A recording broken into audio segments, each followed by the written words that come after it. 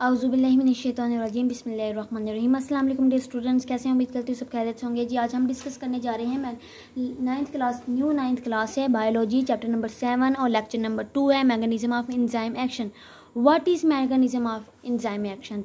हमने ये बताना है कि जो एंजाइम है वो कैसे रिएक्शन करता है। मैं आपको ओवरऑल बता दूं कि एंजाइम्स के अंदर कुछ जगह होती है, कुछ पॉकेट्स बनी होती हैं यानी क्लेफ्ट से, जिसके ऊपर आकर सबस्ट्रेट ने अटैच होना होता है। सबस्ट्रेट एक मॉलिक्यूल है, जब वो उस एक्टिव जगह पर, जिसको हम एक्टिव साइट्स कहते हैं, अटैच होता है तो एंजाइम रिएक्शन परफॉर्म करता है।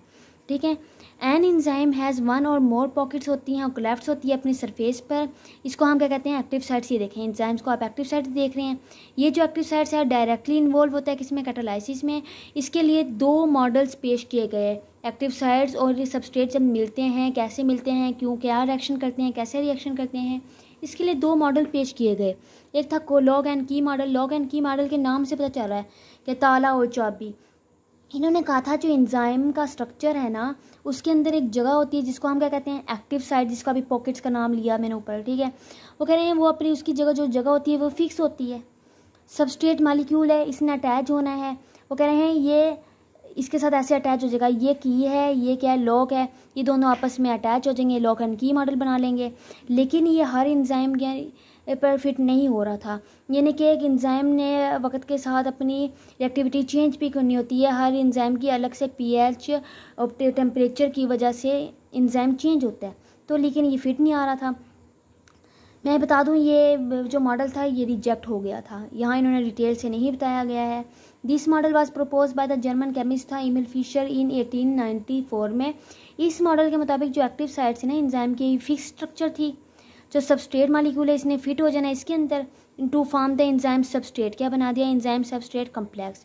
ये जो एंजाइम है ये रिएक्शन करेगा और सबस्ट्रेट के जो होंगे, एंजाइम का सबस्ट्रेट किस में ट्रांसफ़र हो जाएंगे? एंजाइम इनटू द प्रोडक्ट्स में। ये देखें प्रोडक्ट्स बन गए।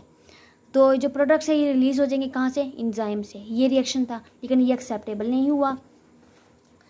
तो फिर इसके लिए इसके बरक्स इन्होंने फिर आया इंड्यूस फिट मॉडल। उसने कहा ये कि नहीं, उसने कहा कि नहीं जो एक्टिव साइट है ना ये फिक्स नहीं है, इसकी शेप फिक्स नहीं है, कि ये जो सबस्ट्रेट आता है ना ये अपने आप को एक्टिव साइट उस शेप में तब्दील कर लेता है। This model was propose by American biologist Daniel Koshland था इन 1958 में आया। इस मॉडल के मुताबिक जो एक्टिव साइट्स हैं एंजाइम ये रिजिड्स नहीं है। जब सबस्ट्रेट इसके साथ इंटरेक्ट करता है तो एक्टिव साइट्स अपने रीशेप कर लेता है, यानी कि अपनी शक्ल को चेंज कर लेता है ताकि वो क्या कर सके? फंक्शन को परफॉर्म कर सके। ये देखें पहला एंजाइम है, एक्टिव साइट्स है, सबस्ट्रेट की शक्ल ये है, एक्टिव साइट्स की ये है। इसने क्या किया? एक्टिव साइट्स ने अपनी शक्ल चेंज कर ली ताकि सबस्ट्रेट आ जाए, इसके साथ अटैच हो जाए। ये अटैच हो गया, कम्प्लेक्स बन गया एंजाइम सबस्ट्रेट कम्प्लेक्स, और बाद में से प्रोडक्ट्स बन गए। ये था, इसकी वजह से एंजाइम परफॉर्म करता है हमारे बॉडी के अंदर फंक्शंस को कैटलाइज करता है।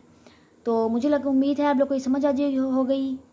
ये मोस्ट इम्पोर्टेंट शॉर्ट क्वेश्चन है। एक तो लॉग एंड की model and induce fit model, और ये हर साल लाजमी आते हैं। मोस्ट इम्पोर्टेंट क्वेश्चन हैं ये। इस आप लोगों ने ये सारा करना है विद डायाग्राम। ठीक है, डायाग्राम करेंगे और साथ ये सारे लिखेंगे तो एक दो नंबर मिलेंगे आप लोगों को।